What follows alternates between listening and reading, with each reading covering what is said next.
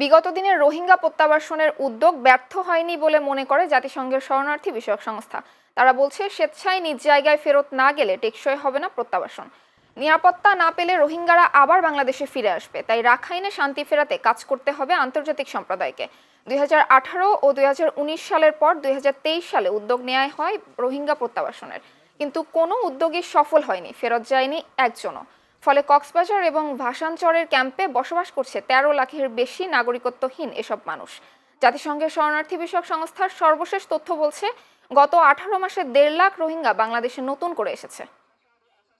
দেশ গভর্নমেন্ট এদে আর international community লয়রে table টক করি মানে কোলাবোরেশন করি আর আরকানোর মাঝে আর টু পিসেপজন ডিপ্লয় ইন করি ওরে একটা আলটিমেট সলিউশন বাইর করি আর যেন নাকি বর্মার জায়গা হরে আরা পুরা রোহিঙ্গার আছে দে রোহিঙ্গা ইনের হালত কি হবো এন হইলে আই ইবার তো নিয়ান জানতে লাগির আর আর যেদিন নাকি বাচ্চাসকল আছে ইনি আইনে ঢুকে টোজার গই আর জীবন যাপন আর মন তুকান জীবন যাপন 10-15 বছর আছে ইনের জীবন যাপন ফানিন আছে খারাপ হয়ে যায় বই ফানিন আর আর মানুষ খারাপ হয়ে যার গই মানুষ আর রুল খারাপ হয়ে যার গই।